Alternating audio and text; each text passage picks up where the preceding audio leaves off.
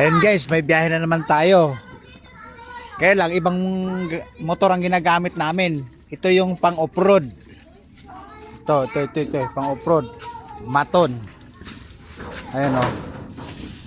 Malakas daw umahon, malakas daw sa lubak. Ngayon, hindi muna namin ginagamit yung pang karera namin. Ayun o. Ayan o. Yung pang karera na pang street fight kasi nga, nagluluko nga. Umaandar siya, kaya lang 10 beses o 20 times mong papadyakan bago andar. I-chochok mo muna kasi marumi yung karburador. Yan yung madalas namin ginagamit. Street bike. Pang racing team yan. Yan gustong gusto namin gagamitin.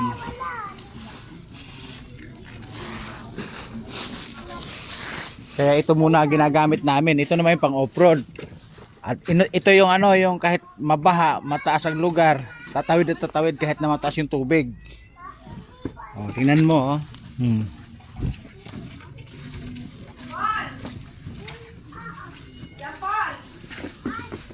Ayan, oh. Mataas. Oh. Pang hiking yan kung tutuusin. Ayan, oh. Kita niya. Halos pingas na yung kalahati ng plate number pero pagkikitaan pa rin, di ba? Yellow plate. Pero may papel yan. Legit yan. Oo, yan. Mamaya mapupuno na to. Mga matagal na 3 oras puno na yan. O 4 na oras biyahe na. Kasi kaumpisa pa lang eh. O, di ba? Minsan naman kasi pag gusto ko kasing ginagagamitin ng motor yung 1 click lang. Isang padyakan lang, gusto ko andar na kasi ito nagluloko tong pang street bike, yung pang karera namin. O, di ba? O. Mataas siya. Maganda yung swing arms. Kasi yung pang swing arm, ito yung yari pang Ilocos Sur yata, pang Kalesa. Ito. O, di ba? Yung pang vintage car kung tawagin. Natay guys, natatawa yung nag-ayos ng karton. Ayun ang vintage car, gusto modelo ang gusto. Ayun naman kasi ang gagamitin namin. Nakita niyo guys yung nakatakip ng orange na Lona. Kasi pag nilagyan ng singkaw yon, ala na kami pagparadahan dito. Puro motor na nga namin yung nakaparada na yan, diretso na yan, no. Nagagali na medyo nagtatampo na yung dadaan kasi medyo masikip na. Kaya nakasingil na yun, nanatiling single at service ng anak ko sa school. O, di ba? O, okay. Vintage car guys. Okay, natata sa vintage car. O, tingnan mo swing arm guys, ha. Pulido. Medyo malaki yung hub. At saka yung, tingnan niyo guys yung yung swing arms, yung pinaka shock. Parang pang BMW. Mahaba yung hub. Maganda yung laro. Pag dumaan ka sa lubak, talagang lulundag-lundag. Baliwala yan. Baliwala yung dadaanan mong mga rough road. Kasi nga, narinig nyo, ayan o. Inalog ko na ayan o. O, diba? Kita nyo naman yung setup ng aming service. Pero kahit service, kahit anong singkaw ang kakabit dito, basta pag may karga na, may kita na. O ayan, may kita na kasi nga pag oras na umalis to, loaded po yan. Loaded, mataas na ganon. Mataas po na ganon, tataas. Siguro kulang 1 tonelada yung karga namin pag bumiyahe. Tapos babalik kami uli, nasa kalahating tonelada na. Minsan pa nga nakatatlong biyahe kami. Kaya lang yung dadaanan naming highway, super highway, parang EasyTex, inless po yun. Dire-diretso na, hindi na kami dadaan sa Makati na highway. Kasi nga, balang araw yun yung pinaka namin, yung EasyTex dito sa Luzon, sa Nueva Ecija. Maganda nga, di ba nakita niyo mga upload ko, nag-iiwan tayo ng mga bakas. Kahit kunti lang, di ba? Maya mga 3 oras, 4 na oras pinakamatagal. Updated na photos lahat, tali tapos na. Oh, kaway. Nako, 4 na channel ang pupunta ng mga to, na extra pa sa camera ya. Oh. Oh, si Bayang!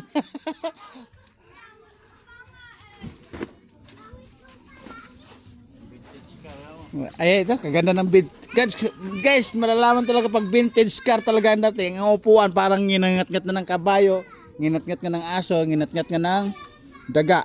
Ayun o. Yan ang palatandaan na unique o antique. O, di ba? Oh, ayan na. Sisilipin natin uli yung swing arm. Ayan o. Ayan o. Talagang unique yan. Antique. Daig mo pa vintage car, di ba? Ayan o. Vintage yan. Kumbaga pag hinawakan tadadyakan mo, mababati ka. Kasi antigo na nga eh. O, di ba? Ayan na. Ang dami naming ibabiyahe ngayon. Punong-puno kami ng stock ngayon. Mayaman sa stocks, mayaman sa ibabiyahe, mahirap sa pera. Di ba? Kita nyo naman. Ayan, ang dami na may stocks. Siguro pinakababang biyahe niya kasama plastic. 8 biyahe, balikan. Kaya lang, yung karton lang yung biyahe namin kasi yung plastic kasi may kumukuha dito sa bahay. Mayroon naghahakot. Di ba? Ito naman, yung trolley na to, ito yung design ng panahon ng Hapon ni Magellan Lapu-Lapu, yung trolley na yan. Kasi yung design na yan, yun yung diyan ikakarga yung bomba, yung mga nuclear, yung basta yung bomba nung araw nung 1970s o 1918. Ito yung design, guys, kung alam nyo lang. Kasi kulang kasi sa tayong lahat ng Pilipino, marami tayong kulang sa kaalaman kung saan to ginagamit eh. Nitong huli na generation na to, sa panggasol lang talaga to. Pero nung araw talaga, itong nuclear bomb, pang bomba, pang scab missile. Minsan nga yung small tank kinakarga dito eh. Yan yung design ng truck nung araw na pinanggagamit sa giyera. Ngayon, ang ginagamit natin ngayon, pangangarga sa panghanap buhay. Tulad niyan, halimbawa karton, ayan, plastic. Isa ngayon yan, pero nung araw talaga sa panggiyera yan. Kung alam niyo kasi alam niyo naman, medyo advantage tayo yung vlogger nyo, masyadong mag-isip advance. Eka nga. Di ba? Alright.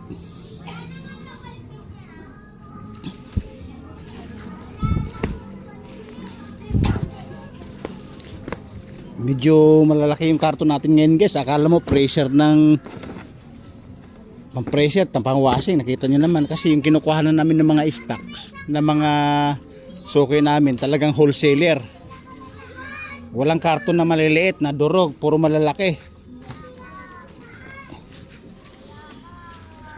Yung unang upload ko na wholesaler do sa bayan, nakita nyo naman, hindi ang suki namin, hindi lang 3, hindi lang 5, marami kami suki doon na pag naglabas ng karton sa bodega, talagang isang load na namin sa sidecar na motor. Kaya itong dalawa na to, punong-puno yan sa hapon. Sidecar na yan. Kaya minsan sa umaga, namimili kami ng motor na pagsisingkawan para pulido sa biyahe, para kondisyon sa biyahe, di ba? Ito na lang, mga 3 oras na lang, itatali na yan, pupuno na yan. O Donya, ayan si Donya, napa-extra pa tuloy. 4 na channel ang pupuntahan mo. 4 na channel. Makilala ka na sa kamag-anak ko sa abroad. Oo. Ay, dito kasi guys, yung mga marites dito nagtatago-tago pero sisilip-silip sa bintana, andyan na pala Eka. Nagbablog na pala Eka si vlogger O yan ang gagawin dito eh. Mga marites simple pero nagtatago, sisilip sa bintana, sisilip sa sewang. Pero ang talagang totoong marites lalabas siya makipagkwentuhan. Napagkwentuhan kung anong latest, kung anong mayroon. Kaya lang wag kang kukwento ng pasobra o may kulang, may sobra kasi may sigurado magsasambunutan 'yun. May latest na nag-aaway na naman, di ba? Kasi pag marites sinasabi, upgraded. Upgrade na upgrade. Ganon dito.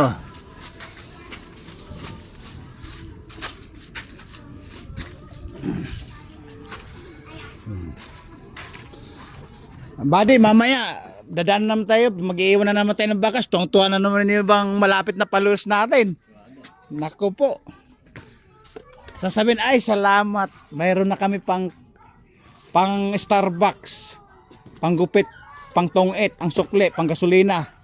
Wow ha! Sana all, nadaig pa ako.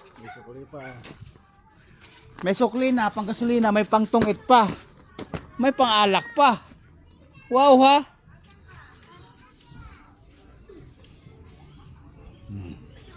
Ayan, mga 2 oras lang guys, itatali na namin to. Tapos magmerienda o kaya kakain muna bago kami alis. Ngayon tingga na naman kami sa biyahe pagdating sa kumpanya dahil maraming nakapila, marami din customer. Kaya lang pag uwi namin, mag-iwan na namin kami ng bakas. Kahit papano, itong pinagbibilan nito, siyempre dito kami kukuha ng, mag-iwan ng kami ng bakas kahit konti. O, di ba? Alright guys, mamaya abangan niyo yung bakas namin sa highway. Right, babu!